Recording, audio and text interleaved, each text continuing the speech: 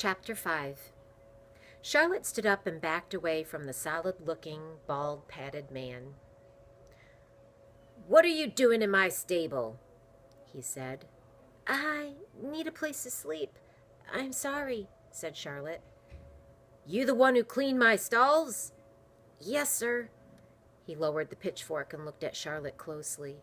She reached down and grabbed her cap and pulled it on. "You're a scrawny-looking thing," said the man. "Yes, sir." "You live around here?" "I just moved to these parts. I'm looking for a job." "Where are your folks?" he asked.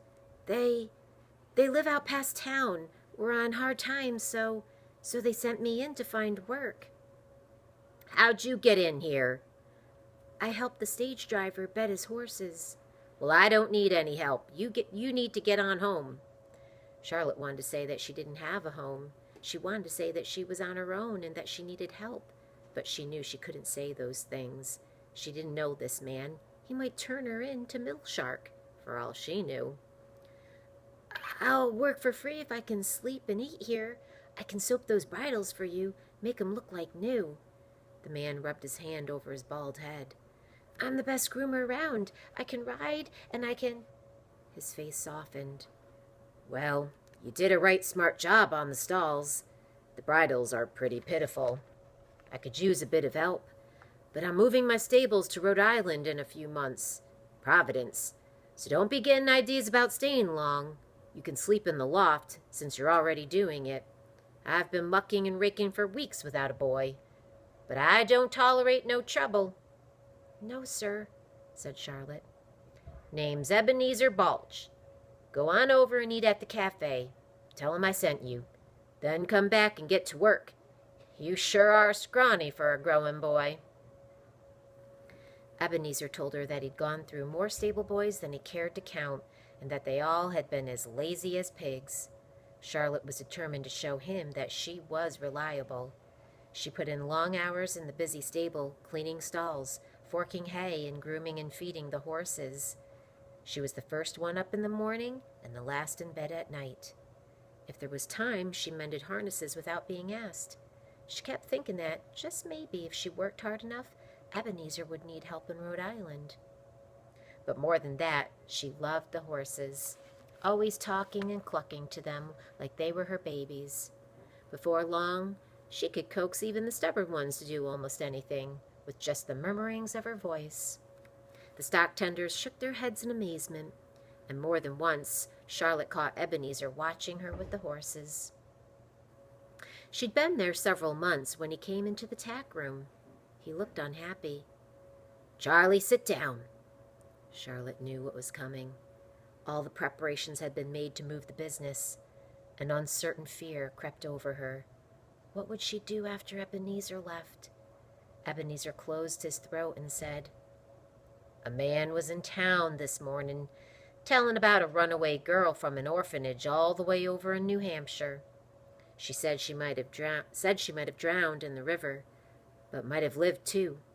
He's going up and down the stage line looking for her. Wanted to know if I knew anything about her, 'cause hear tell, she's real good with horses. She come up missing about the time you showed up here.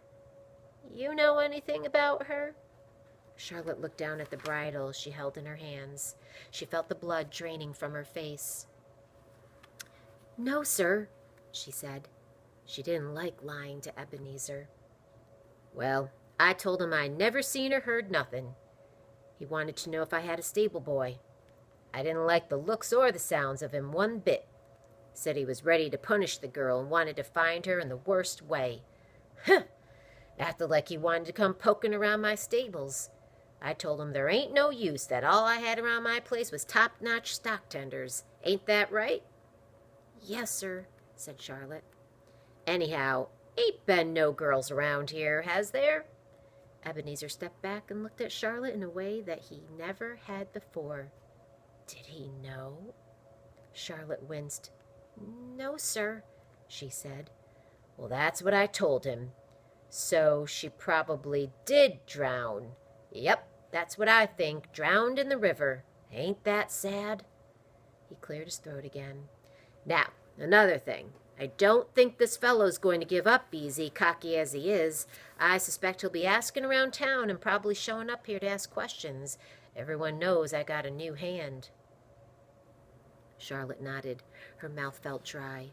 What if Milshark showed up here and Ebenezer got in trouble for hiring her? The thought of Mr. Milshark finding her and taking her back to the orphanage made her palms sweaty, made her heart pound. Maybe she should leave.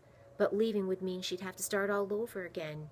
She would need to find someplace else to work, and sleep, and eat, and hide. Charlotte stood up and dropped the bridle. She edged toward the door. "I need to get on home. Since you're moving the stables and all, I'd best get going."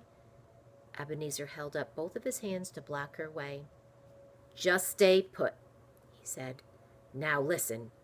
In all my days, I only seen one other person could work with the horses like you, could put a spell on them and could ride like... Well, I only seen it one other time. I got me a notion, and maybe I'm crazy, but I got to see if I'm right. If you can do what I think you can do, I'm not about to let you go." As Ebenezer walked out of the tack room, he said, "Bring around 6. I need a wagon hitched." Charlotte tried to concentrate on what he'd said. Bring around 6 horses? Do what he thought she could do? Confused, she found the traces for 6 in the hand and brought the horses around one at a time to hitch them. When each horse was secured to the traces, Ebenezer said, "Charlie, you drive." Charlotte stared at Ebenezer. I ain't drove 6 in the hand before," she said. "I drove 2, but not 6. "I know that," said Ebenezer. "Get up here and let's take a run, unless you're scared." "I ain't scared," said Charlotte. She climbed into the wagon. What was Ebenezer up to? She felt like he was testing her, almost daring her to drive the team. He handed her the whip, but she wouldn't take it. She'd never whipped a horse in her life. "It's for guiding your team by the sound, not for beating on a poor horse. Now here are the ribbons, same as the reins. Hold 'em in your left hand and keep the whip in your right," he said. She took the whip and the ribbons and listened. "Each of these pairs of ribbons controls 2 horses. So when you're driving 6, you're holding 3 pairs of ribbons. It ain't as easy as it looks. Here's the pressure brake on the right. Use your foot to work it. Now release the brake and take her out a mile and turn around." Since the day Charlotte had caught the stage in Concord, she wanted to try a 6-horse team, wanted to know what it felt like behind all those horses. Suddenly she was getting her chance. She yelled, "Get along!" Charlotte held the ribbons lightly and tried to keep the wagon straight on the road, but it veered to the right and then to the left. She had hitched enough teams to understand how reins worked, but Ebenezer was right. It wasn't as easy as it looked. No one had to tell her, though, not to whip the horses. Charlotte gave gentle tugs on the ribbons, but even a slight pull sent the horses in another direction. As she approached the turn, the reins tangled. Some horses turned and some didn't. The wagon rolled into the horses, and suddenly she was in the middle of a heap of harnesses and horses. Ebenezer climbed out and set everything right. "Guess I was wrong," he said, and gave her a peculiar look. "Maybe you're just too young to learn the ribbons. Let's head back." "I ain't ready to turn back," Charlotte said, and she began to feel that her escape from Mr. Milshark depended on being able to drive this team. Ebenezer climbed back in, and Charlotte set out. With a steadier hand, she pulled the horses back on course. She tried another turn and again muddled the horses and wagon. Ebenezer got out and straightened the lines. Before he could say anything, Charlotte reached for the reins. "I can do it," she insisted.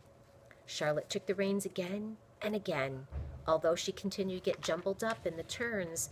With each run, she felt an exhilaration that she had never felt before. Here were 6 strong horses waiting for her commands, her tugs on the reins, to tell them which way to go. She yelled, "Haw!" and "Gee!" to get him to bear left and right, like she did when she was riding 1 horse or driving 2. She wished Hayward could see her, and Vern. Vern would have never let her out of that wagon until she figured out the turns. Just like when he taught her to ride, he kept putting her back on freedom after each fall, saying, Every time you fall, you learn something new about your horse. You learn what not to do next time. That's what was happening with the team. Every time she mixed up the reins, she knew what she had done wrong and she tried not to do it again. After a dozen runs, she brought them around clean. Ebenezer finally nodded his approval with a small, satisfied smile. He had wanted her to figure it out. He had wanted her to be able to drive the team. But why? When they pulled back up to the stables, Ebenezer said, "Charlie, or whoever you are, I need this team and this wagon driven to my new stables, and I'm figuring you can drive them. But you need to leave in the morning before first light. And there's something else. I don't need more stable boys in Rhode Island, but I need another stock tender. And soon I'll be needing coach drivers. You got a lot to learn, but I could train you if it suits you." She couldn't stop the grin that spread over her face. "It suits me fine," she said.